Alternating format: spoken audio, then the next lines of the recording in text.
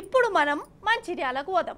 ఎందుకో ఎరికే కదా, అది కేసీఆర్ సార్ రోడ్ షో ఎట్లా నడిచింది, ఏంది కథ, సార్ ఏం మాట్లాడిండు, జనం ఏ తీర్లు వచ్చిర్రు, అవన్నీ ఒకసారి చూద్దాం రారి. అగో సింగరేణి గడ్డ మీద మన కేసీఆర్ సారు ధూమ్ ధామ్ జుడురులో మంచిర్యాల జిల్లాల సారు రోడ్ షో నడిచింది. తొవ్వ పొడుగుతా జనమే జనం, ఉష్కే పోతే రాలనంత జనం వచ్చిర్రు. అటు సింగరేణి కార్మికులు, ఇటు మన ఆడపడుసులు, పెద్ద మనుషులు, పడుసుపోరలు, ఇట్లా ఓగలా ఇద్దరా, వందలు వేలు కాదు, నన్ను అడిగితే లక్షల మందే వచ్చిర్రు అన్నట్టు మంచిర్యాల నడి సెంటర్ల నిలబడి సారు స్పీచ్ ఇచ్చిండు. అసలు ఈ 5 నెలల సంధి తెలంగాణలో నడుస్తున్న కథ ఏంది, ఈ కాంగ్రెస్ వాళ్ళు చేసిన మోసం ఏంది, ఇదివరకు ఎట్లుండే ఇప్పుడు ఎట్లున్నది, ఇగో ఇవన్నీ వివరంగా చెప్పిండు. ఈనాలే మీరు ఈనుండ్రి. బీఆర్ఎస్ ప్రభుత్వం ఉన్నప్పుడు బ్రహ్మాండంగా రెప్పపాటు కూడా పోకుండా వచ్చిన కరెంటు ఇలా ఎందుకు కరెంటు కోతలు స్టార్ట్ అయినాయి? బ్రహ్మాండంగా ప్రతి ఇంటిలో నల్లా పెట్టి అందించిన నీళ్లు ఎక్కడ మాయమైనవి? దయచేసి ఆలోచన చేయాలి. కేసీఆర్ ఉన్నప్పుడు ఇచ్చినటువంటి సీఎం రిలీఫ్ ఫండ్ ఎక్కడ పోయింది? కళ్యాణ లక్ష్మి చెక్కులు ఎక్కడికి పోయినాయి? ఒకసారి ఆలోచన చేయాలి. అరచేతిలో వైకుంఠం చూపెట్టి 6 గ్యారంటీలని చెప్పి కాంగ్రెస్ ప్రజలను మోసం చేసింది. ఆ విషయం మీ అందరికీ కూడా తెలుసు. మీ అందరు నేను ఒకటే కోరుతా ఉన్నా, అన్ని చోట్ల కూడా నేను అడుగుతా ఉన్నా, ఇలా మంచిర్యాలలో కూడా అడుగుతా ఉన్నా. ముఖ్యమంత్రి ఏం చెప్పినాడు? మీరందరూ పరిగెత్తండి, ఉరికి తీసుకోండి, 2 లక్షల రుణం తీసుకోండి, మీకు డిసెంబర్ 9 తారీఖు నాడే రుణం మాఫీ చేస్తా అన్నాడు. 2 లక్షల రుణమాఫీ అయ్యిందా? రైతు బంధు అందరికి వచ్చిందా? 2500 ప్రతి మహిళకు వచ్చినాయా?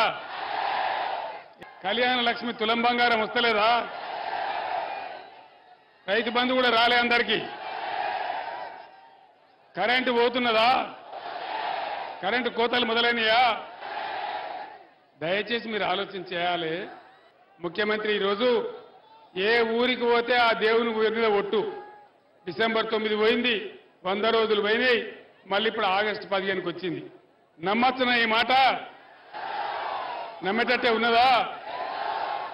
ఈ విధంగా ఏమీ చెయ్యరు అనేది ఈరోజు మనకు అర్థమైపోయింది. మరి పువ్వు గుర్తోళ్ళు ఏమన్నా తక్కువనా? మోదీ సారి చేసిన మోసము ఏమన్నా చిన్నదా? తెలంగాణ అంత ఎరికే కదా.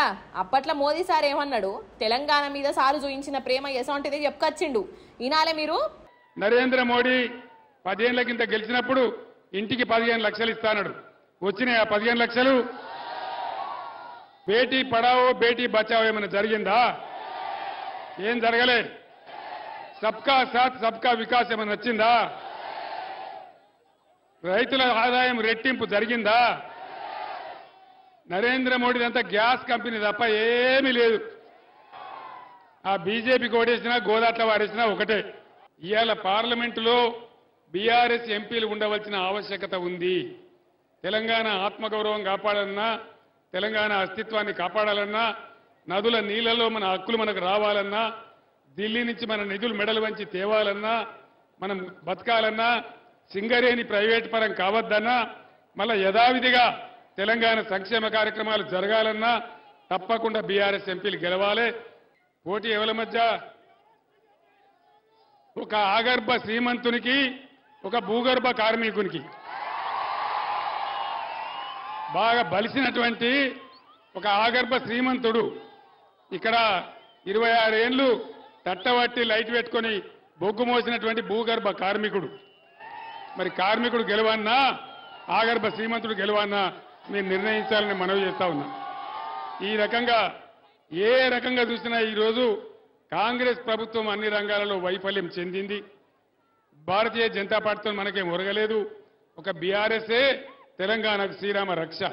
ఆనాడు నేను చెప్పినా తెలంగాణ తెస్తా అని, ఈనాడు నేను చెప్తా ఉన్నా తెలంగాణ హక్కులు కాపాడుతా అని. కాబట్టి దయచేసి భారీ మెజార్టీతోని మన ఈశ్వర్ గారిని గెలిపించాలని కోరుతా ఉన్నా. కానీ కేసీఆర్ సారు రాకతోని సింగరేణి గడ్డ మురిసిపోయిందుల్లో. సారు స్పీచ్తోని మంచిర్యాల జనం సంబరాలు చేసుకున్నారు. సింగరేణి బిడ్డలందరూ బీఆర్ఎస్ దిక్కే ఉన్నారని తేల్చిర్రు.